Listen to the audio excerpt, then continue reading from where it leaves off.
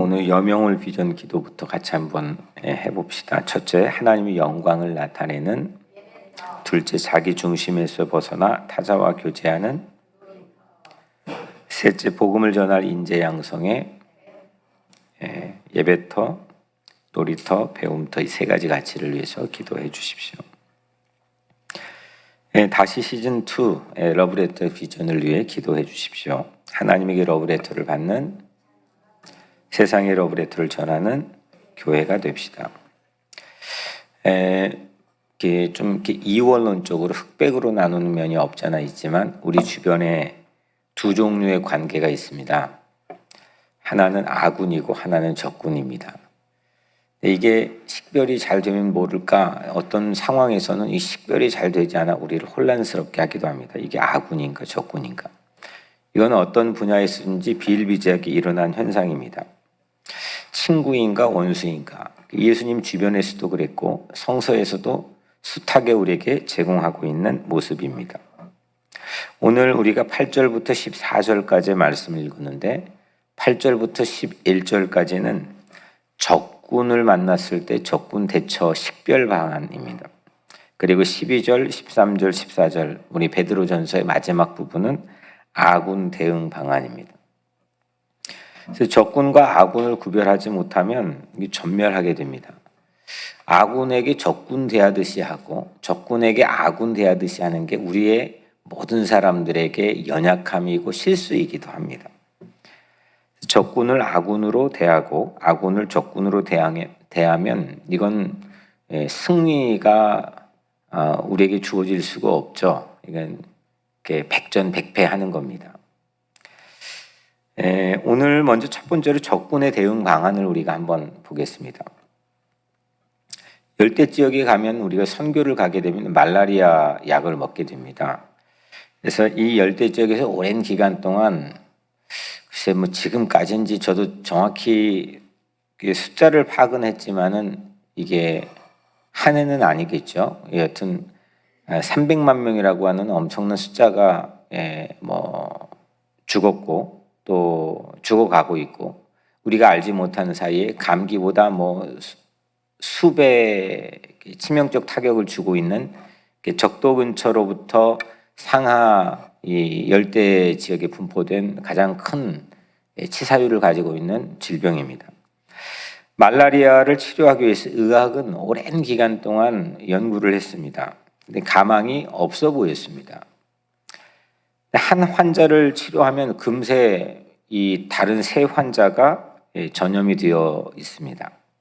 어느 날 이 열대지방 저지대 습지대에서 서식하는 수백만 마리의 모기가 이 병을 유충을 그러니까 피를 빨아서 말라리아에 걸린 사람 피를 빨아서 배에 한 일주일 정도 모기가 가지고 있으면 이 안에 유충이 생기는데 다른 데 가서 피를 빨을 때 이게 옮겨진다는 거죠.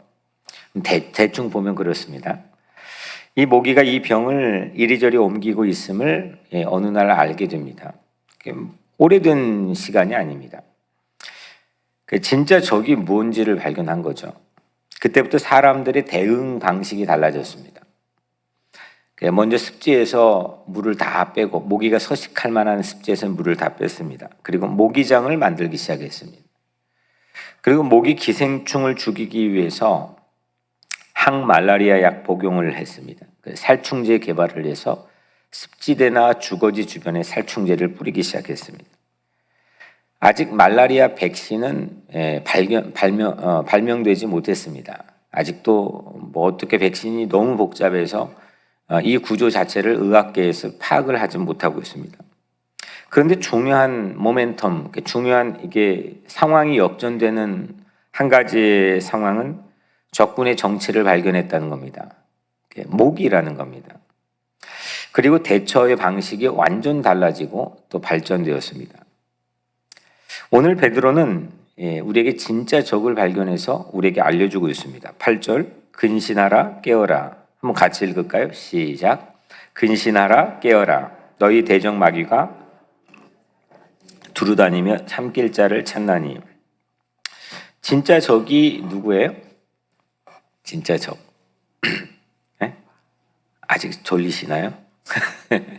진짜 저기 마귀죠. 베드로는 이 진짜 저기 누군지를 이해시키기 위해서 동물 이미지를 8절에 사용하고 있습니다. 사자입니다. 사자인데 으르렁거리는 사자입니다. 가만히 있는 갇혀있는 사자가 아니라 포획된 사자가 아니라 그냥 야생에 놓여져 있는, 근데 내 주변을 서성이는, 또 으르렁거리는. 그래서 왜 으르렁거리느냐? 삼킬 자를 찾는, 이게 삼킨다는 게 오늘 아주 중요한 단어죠. 삼킨다. devour. 이거는 그냥 걸식 들리는 것처럼 꿀꺽하고 그냥 삼키는 겁니다. 한 입에 꿀꺽 삼키는 사자, 으르렁거리는 사자, 삼킬 자를 찾고 다니는, 내 주변에 어슬렁거리는 사자. 이거에 마귀를 빗대고 있는 겁니다. 베드로가 그렇게 우리에게 보여주고 있습니다. 이건 이 devour, 이렇게 삼킬 자, 꿀꺽하는 거예요. 걸신 걸리는 것처럼. 이건 저항할 여유가 없이 그냥 먹히는 겁니다. 아, 이렇게 오면 나 이렇게 해야지. 이게 아니라 저항할 여유가 없습니다. 러브레터 시리즈로 지금 내일이 19번째인가요? 여튼 연초부터 그 러브레터 시리즈를 선포하고 있는데 주일날 소개하고 싶은 한 가지 책이 C.S. 루이스의 스크루테이프의 편지라는 책입니다. 여기에서 마귀를 너무 유명한 고전인데 마귀를 여기서 재밌게 아주 다루고 있습니다. 천재적인 감각을 가지고, 아직 제가 끝까지 읽지를 못해가지고 오래전에 읽다가 중단해서 제가 읽은 다음 여러분들에게 소개를 좀 해보려고 하는데, 그 내용에 보면은 선배 마귀가 후배 풋내기 마귀에게 사람들을 유혹하는 방법들을 가리키는 내용입니다. 이 구성 자체가 거의 역시 C.S. 루이스구나, 천재적인 그런 감각을 보여준 책인데, 이 책에서 말하는 것처럼 사람들은 마귀에게 극단적인 대응을 한다는 겁니다. 극단적인. 그러니까 으르렁거리고 삼킬 자를 찾으며 내 주변에 어슬렁거리는 우는 사자 같은 이 사자에게 실수할 수 있는 잘못된 극단적인 대응 두 가지를 소개합니다. 먼저 마귀를 뿔이 달렸고 발굽이 달렸고 또 빨간 타이즈를 신고 있고 이렇게 그냥 우스꽝스러운 걸로 마귀를 이렇게 여깁니다. 그리고 우스꽝스러우니까 마귀를 그냥 한때 웃고 마귀 존재가 있구나라고 생각하지만 금세 우리의 일상에서는 묵살해버립니다. 보이지 않으니까. 그러니까 과소평가하는 거죠. 그리고 두 번째는 마귀에게 온통 마음을 빼앗겨 있는 사람입니다. 모든 문제의 근원과 원인, 이거 전부 다 마귀에게 다 돌립니다. 마귀하고만 연결시킵니다. 자기 성찰의 힘도 없고 그냥 마귀에게 지배당하는 삶, 오히려 마귀에게 지배당하는 겁니다.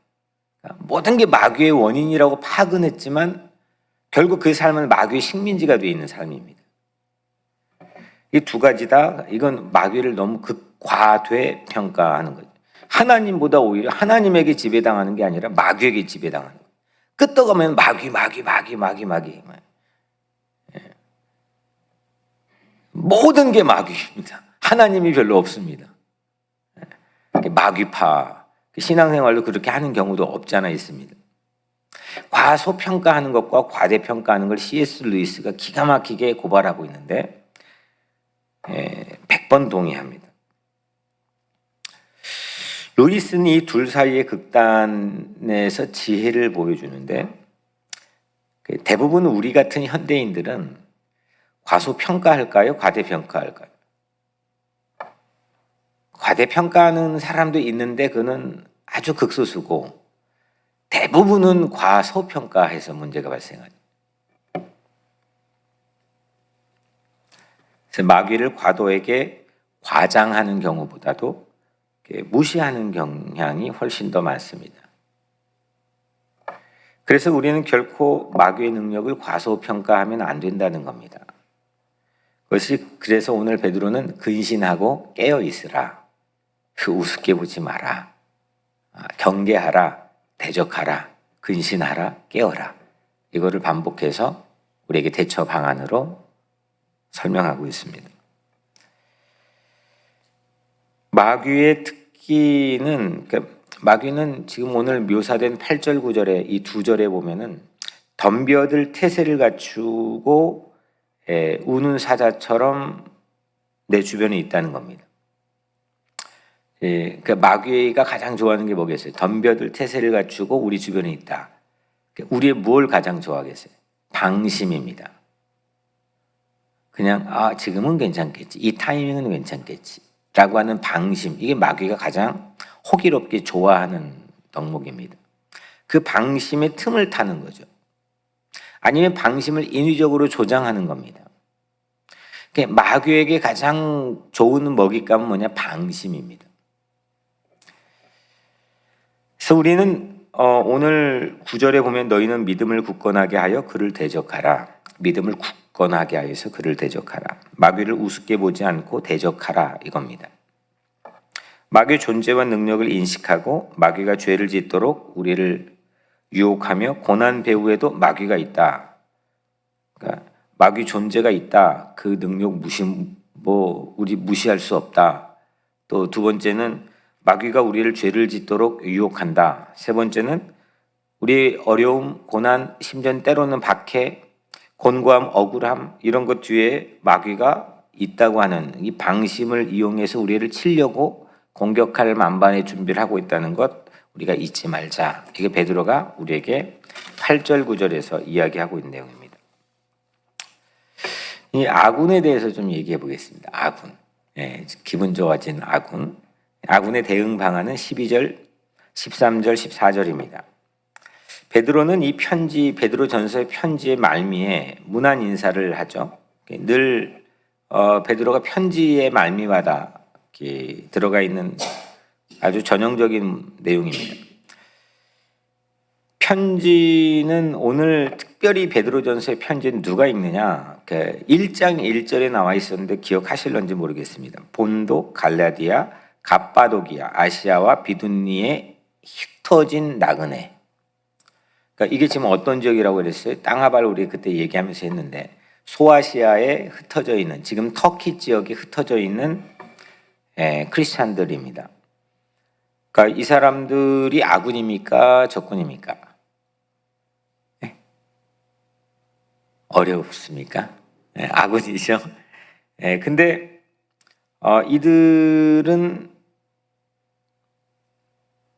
이들은 어디에 노출이 되어 있냐면 박해와 핍박에 노출되어 있습니다. 누가 적군인지 누가 아군인지 그들에겐 매우 심중한 식별 방안이 그들의 생존과 직결되어 있습니다. 우리처럼 그냥 살다가 어쩌다가 이게 내 친구야 뭐야 이런 정도가 아니라 서바이벌과 직결되어 있다는 거죠. 이게 아군이야 적군이야. 이 사람 나한테 총 쏠 사람이야 아니야. 이게 게릴라전이나 뭐 이런 걸 하다 보면은 이거는 정말 아주 치명적인 겁니다. 이게 조직을 완전 와해시킬 수도 있고 공동체를 완전히 그냥 지워버릴 수 있는 아주 치명적인 위험이죠. 그래서 변장술 뭐 이런 것들이 상당히 유행했던 발전됐던 시대이기도 합니다. 근데 오늘은 완벽한 아군 한 명을 소개하는데 먼저 12절. 한번 12절 같이 읽어볼까요? 시작. 내가 신실한 형제로 아는 너희에게 간단히 써서 권하고 이것이 하나님의 참된 은혜임을 증언하노니 너희는 이 은혜에 굳게 서라. 아멘. 베드로전서를 전달하는 배달부입니다. 이걸 우편 배달부죠. 항상 편지를 전달하는 사람을 베드로가 서신서에서 소개하는데 이름이 실루아노입니다. 이게 전달 실루아노를 보냈는데 이게 지금 소아시아에 흩어진 이 크리스찬들이 편지를 받을 거 아닙니까? 근데 전달자의 정체를 모르고 편지를 읽을 수 있을까요? 없을까요? 못 읽죠. 그 전달자가 우리 편인지 아닌지를 알아야 그 편지를 받아서 읽혀질 거 아닙니까? 우리는 실루아노가 확실하지 않습니다. 왜냐하면 먼저 두 종류인데 사도행전에서 실루아노가 나옵니다. 바울의 동료였던 실라, 이게 발음이 거의 대부분의 학자들은 이게 실라라고 얘기합니다. 바울과 실라. 근데 이 실루아노의 발음 자체가 실라에서 온 거다라고 얘기합니다. 또 한쪽은 바울이 데살로니가 전후서를 쓸 때 함께 나랑 같이 있다고 언급했던 실루아노, 두 사람 중에 어떤 사람인지 우리는 모릅니다. 여러분들이 똑똑해도 모르고 알 길이 없습니다. 근데 아무것도 중요하지 않습니다. 우리에겐 중요하지 않습니다. 그냥 오늘은 성령 하나님께서 우리에게 감동해 주신 대로 우리가 읽었습니다. 이 사람이 실루아노인지 실라인지 이거를 우리가 알아야만 이게 우리에게 읽혀지는 게 아니기 때문입니다. 이게 똑똑한 척 할 필요가 없습니다. 그냥 읽으면 됩니다. 그런데 1세기 첫 번째 이 편지를 받은 수신자들은 이거 알아야만 됩니다. 실루아노의 언급으로 전달자를 확실히 안 겁니다. 그것이 큰 안도감을 주었습니다. 그리고 이 편지를 읽으면서 어마어마한 격려와 위로를 받았고 다시 사기충천해서 하나님 나라에 복무하는 그런 소아시아에 흩어진 나그네들이 되었겠죠. 실루아노 덕분에 베드로가 쓴 편지를 우리는 오늘 실감하고 있는 겁니다. 12절 실루아노로 말미암아 너에게 간단히 써서 권하고 이것이 하나님의 참된 은혜임을 증언하노니 너희는 이 은혜에 굳게 서라. 그러니까 너희는 간단히 써서, 그러니까 그 짧게 편지 썼다는 거죠. 베드로전서가 길지 않잖아요. 짧게 편지를 썼고 이 편지에 담겨있는 은혜, 하나님의 참 은혜에 굳게 서라 이겁니다. 이 편지를 읽으면서 의심하지 말고 내가 쓴 거고 이 실루아노는 내가 보낸 책사인데 전달자이니까 신분 확인이 돼 있으니까 너희들 이거 읽고 힘내고 사기충천해서 우는 사자처럼 덤벼드는 모든 적군들과 맞서 대적해라 이겁니다. 13절 우리 같이 한번 또 한 명이 등장합니다. 아군 한 명입니다. 같이 읽겠습니다. 시작. 택하심을 함께 받은 바벨론에 있는 교회가 너에게 문안하고 마가도 그러하니라. 아멘. 여긴 두 개의 아군이 등장합니다. 하나는 바벨론에 있는 교회는 요한계시록 배워서 여러분들 아시겠죠. 바벨론 요한계시록에서 하면 어디죠? 로마입니다. 로마. 당시 세계 중심이었던 우리의 뉴욕과 같은 로마 교회들입니다. 그러니까 택함받은 로마에 있는 교회들, 엄청난 핍박의 한복판이 있었지만 그 세계의 중심에서 복음을 전하고 있는 그 로마의 교회들, 아군입니까? 적군입니까? 완전한 아군이죠. 그 다음에 내 아들 마가도 그러하니라. 내 아들 마가도 너에게 문안한다는 겁니다. 아군입니까? 적군입니까? 아군입니다. 근데 얘라고 이분이 약간 우리에게 헷갈리고 혼동하게 만든 인물입니다. 왜냐? 마가가 이게 바울의 1차 선교 여행 때 바울하고 동행하다가 그 바보섬에서 이제 육지 대륙으로 들어가려고 하는데 나 못 간다고 하고 그냥 다시 돌아가 버립니다. 이유는 거기에 너무 위험한 밀림이기 때문에 가면 우리 위험하다. 가지 말자고 그래 도망갑니다. 중도에 하차했습니다. 철없는 행동을 했습니다. 그래서 바울과 바나바가 갈라서게 되었습니다. 그러니까 지도자까지 갈라서 버린 겁니다. 문제아였던 마가였습니다. 근데 문제아였던 마가가 이 바나바와 베드로를 만남으로 다시 성장할 기회를 갖게 되죠.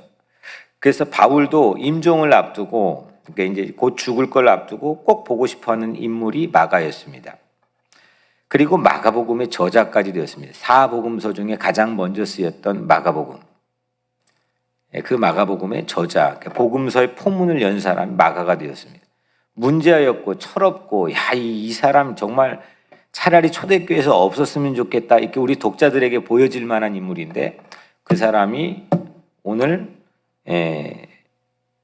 베드로에 의해서 소아시아에 흩어진 크리스찬들에게 이 명확한 아군이 당신들에게 인사한다, 힘내라, 뭐 이렇게 얘기하는 겁니다.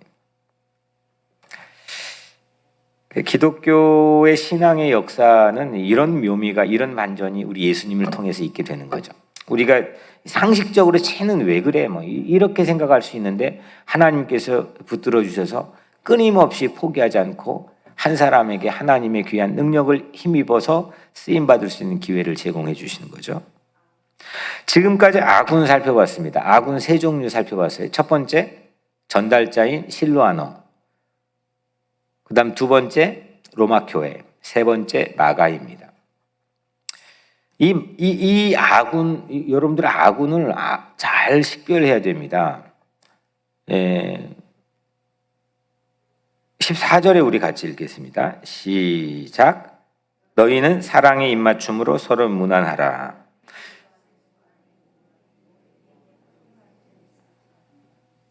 아멘. 이 아군에 대한 대응은 뭐냐? 사랑의 입맞춤입니다. 영어 성경에는 kiss of love. 사랑의 키스를 하는 것. 이게 당시에 아군을 식별해서 이게 아군이구나. 이 아군과 함께 해야 되겠구나. 이게 중요한 당시의 그 대응 방안이었습니다. 아군의 연대를 만들 수 있는, 끈을 만들 수 있는 중요한 방안이었습니다. 적군은 대적해야 되고 아군은 사랑의 입맞춤을 해야 됩니다. 이거 거꾸로 하면 안 됩니다. 우리는 가만히 목회하면서 보면은 이걸 거꾸로 하는 경우들이 너무 많습니다. 이를 위해서 먼저 식별이 우선이겠죠. 이게 아군인지 이게 적군인지를 분별을 먼저 해야 됩니다. 그걸 우리에게 베드로가 알려주고, 그 또한 우리는 적군에게는 대적하고 아군에게는 사랑의 입맞춤을 해야 된다는 것. 마지막, 그러면 이 아군과 적군이 이제 만들어졌는데 이 전선이 어떤 전선이고 우리는 어느 정도에 있는 건지를 우리가 잠깐 보겠습니다. 오늘 10절, 11절 세 번째로 우리의 전선입니다. 10절 먼저 보면 모든 은혜의 하나님 곧 그리스도 안에서 너희를 부르사입니다. 제가 8월 한 달 동안 부르심, 콜링에 대해서 말씀을 전했죠. 우리는 하나님의 부르심을 받은 그리스도의 군사입니다. 그러니까 내가 자원병으로 나온 게 아닙니다. 내가 똑똑해가지고 내가 오랫동안 교회 다녀서 우스운 소리입니다. 그건 백전백패입니다. 안 됩니다. 집니다. 마귀는 그 방심을 우리에게 요청하고 있는 겁니다. 우리는 하나님의 부르심을 받은 그리스도의 군사입니다. 안 불러줬는데 가서 싸우면 죽는 겁니다. 그리고 안 불러줬는데 가서 싸우겠다고 하는 것도 죽겠다는 겁니다. 콜링이 있어야 됩니다. 하나님은 모든 자들을 부르십니다. 그리스도의 군사로. 나에게 콜링이 있어야 됩니다. 내가 결심이고 필링, 느낌이 아닙니다. 이 불렀던 것 같다. 이게 아닙니다. 믿음입니다.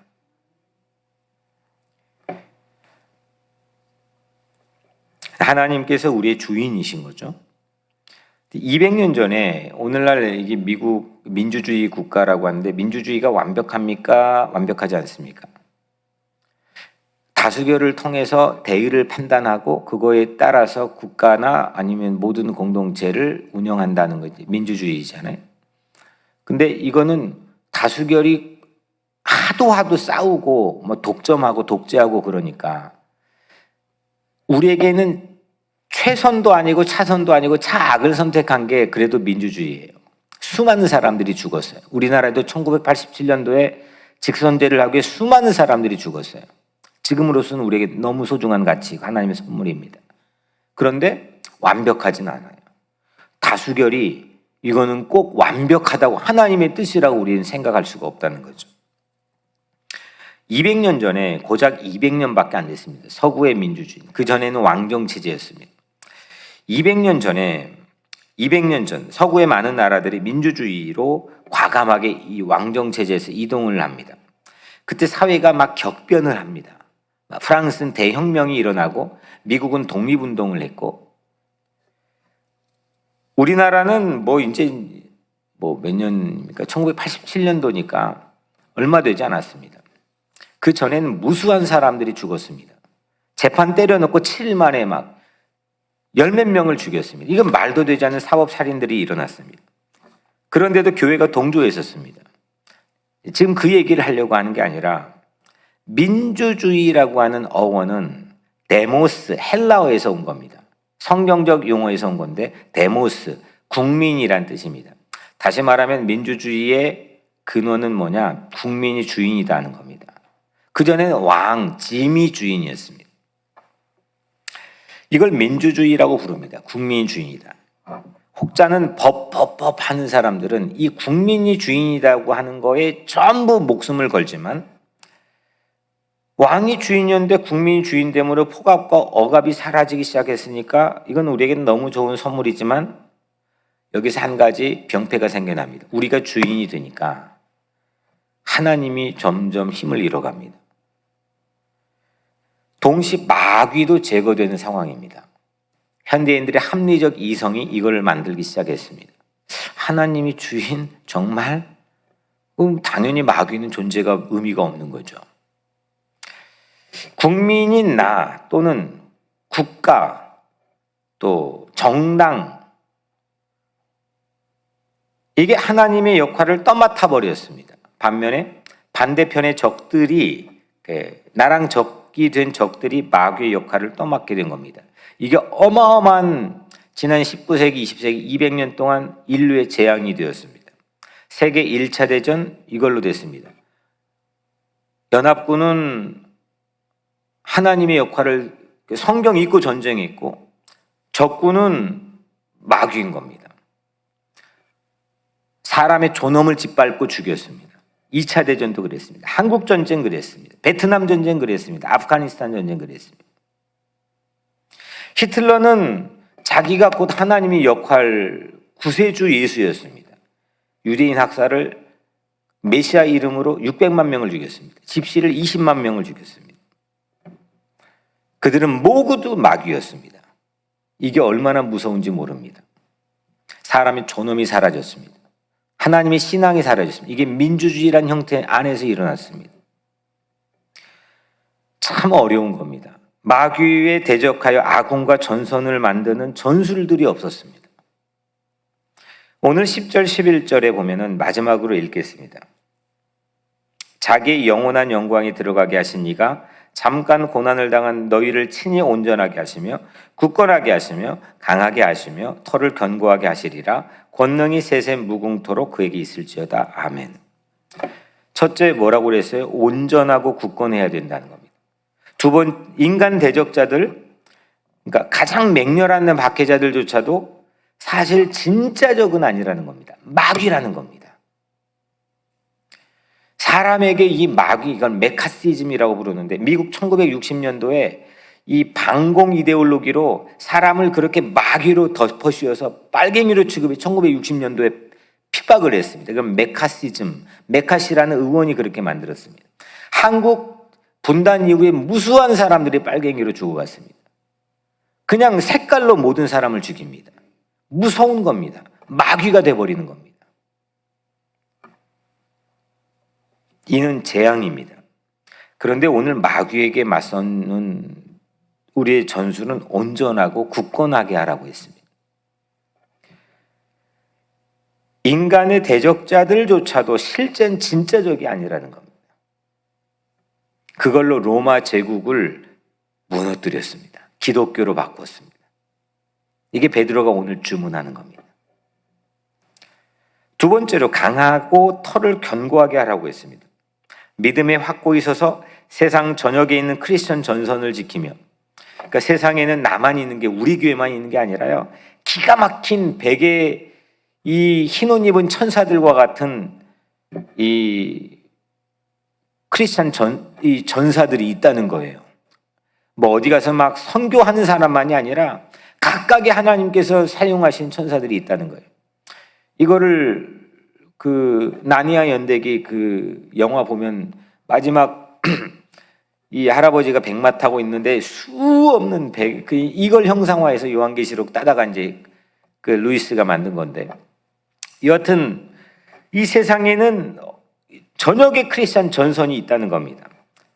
그런데 나도, 여러분 한 사람도 그 내 삶의 작은 전선을 지키고 있다고 하는 걸 잊지 말라는 겁니다.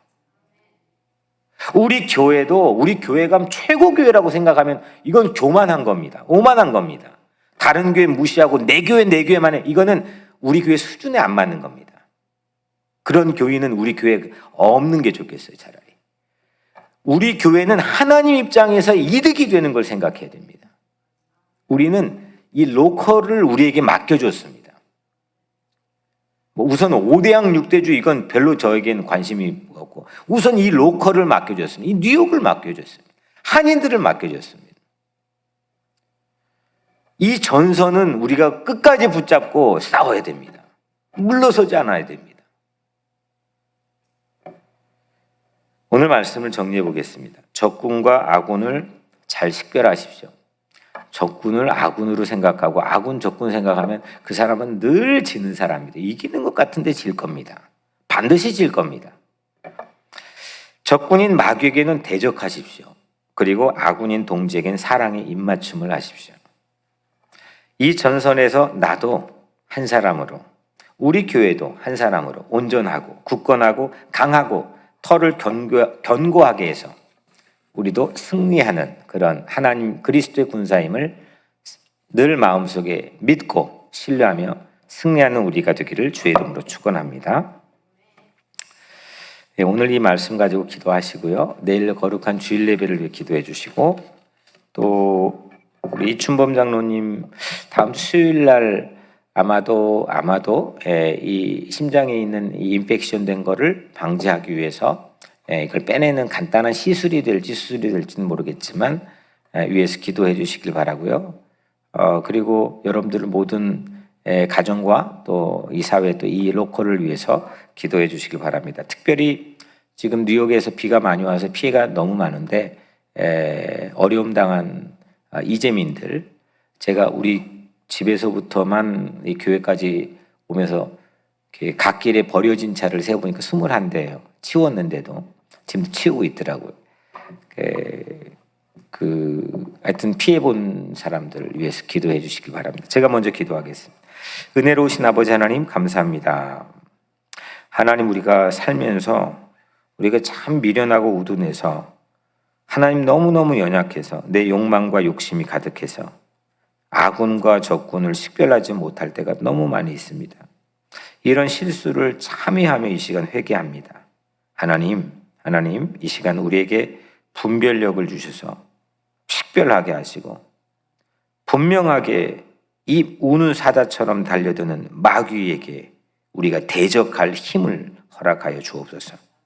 하나님, 특별히 우리 아군을 늘 함께 격려하고 위로하고 오늘 베드로가 소아시아에 흩어져 있는 나그네들 크리스찬들을 격려한 것처럼 우리도 그리스도의 편지가 되어 우리 아군들을 격려하게 도와주시고 그들에게 힘을 북돋게 도와주시고 용기를 주게 도와주옵소서.